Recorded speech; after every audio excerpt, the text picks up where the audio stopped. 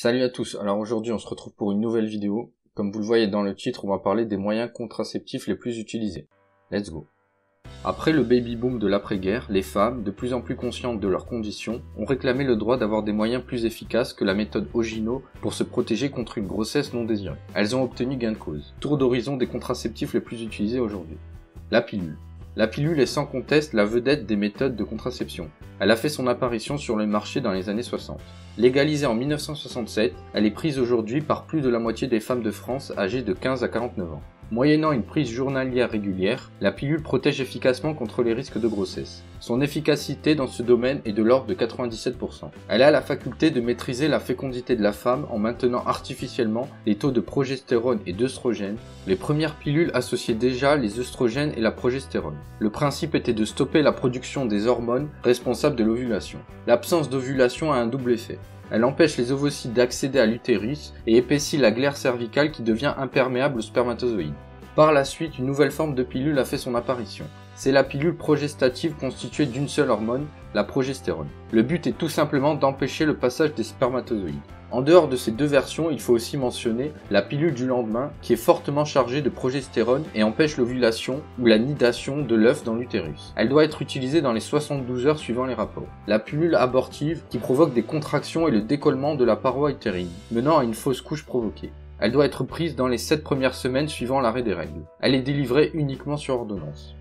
Le préservatif masculin. Le préservatif ou condom se présente comme une enveloppe mince et très souple, que ne peuvent traverser le sang et les sécrétions du vagin et du pénis. Le préservatif masculin représente une solution contraceptive efficace, doublée d'une faculté de protection contre les infections sexuellement transmissibles, IST. C'est après la pilule le contraceptif le plus couramment utilisé par les Français. Déjà avant la Seconde Guerre mondiale, il était très populaire en Europe. Il est rapporté que le fabricant de capotes anglaise Fromm, F-R-O-M-M, en vendait plus de 50 millions avant l'arrivée de l'ère nazie. Le préservatif masculin est généralement fabriqué en latex. Placé sur le pénis en érection avant une relation sexuelle, il remplit simultanément une fonction contraceptive et une autre prophylactique pour éviter de propager ou de contracter des maladies ou des infections sexuellement transmissibles. Il existe également des préservatifs en polyuréthane destinés aux hommes allergiques au latex. Il n'y a pas besoin de prescription médicale pour ce moyen de contraception. Le préservatif masculin est en vente libre dans des pharmacies, les grandes surfaces, les distributeurs publics et même dans les lycées. Vous pouvez aussi le trouver sur internet.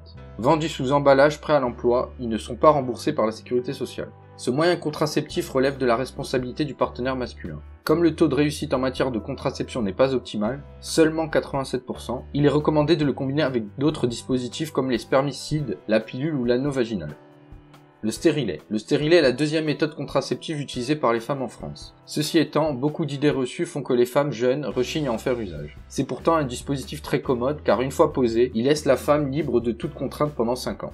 De plus, les statistiques démontrent que son efficacité contraceptive est de l'ordre de 99%. Il a une double action. Il empêche la nidation de l'œuf fécondé dans l'utérus et parallèlement, il agit précocement sur les spermatozoïdes et sur l'ovule, annihilant ainsi tout risque de fécondation. Il existe actuellement deux types de contraception intra-utérine. Le dispositif intra-utérin au cuivre. Ce dispositif intra-utérin, appelé DIU, a la propriété de provoquer une réaction chimique à l'intérieur de la cavité utérine. Cette réaction est toxique pour les spermatozoïdes et les empêche d'arriver jusqu'aux trompes de Fallope, et non salope.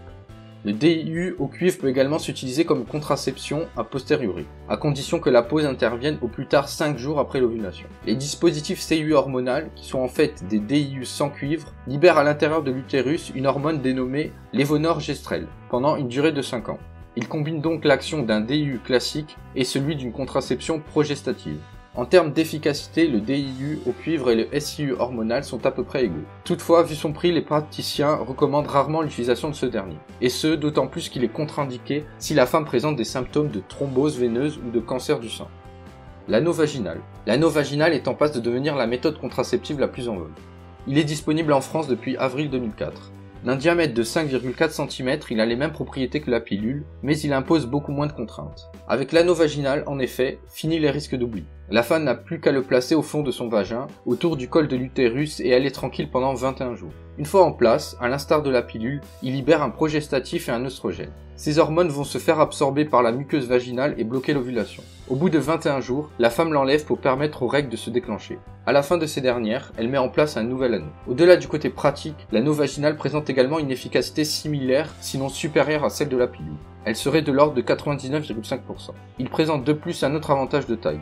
Il libère ses hormones à des doses beaucoup plus faibles. Très pratique pour les femmes ayant des petits problèmes de mémoire, l'anneau vaginal est en revanche déconseillé aux femmes présentant des symptômes de prolapsus utérien ou de constipation chronique qui risquent de provoquer l'expulsion accidentelle du dispositif. Il possède donc tous les atouts pour détrôner la pilule. Pour le moment, son seul handicap est son prix qui le met hors de portée des plus jeunes. Voilà, c'est tout pour cette vidéo. J'espère qu'elle vous aura plu. Surtout, n'oubliez pas de vous abonner, liker, partager et commenter sur la vidéo. Sur ce, à la prochaine.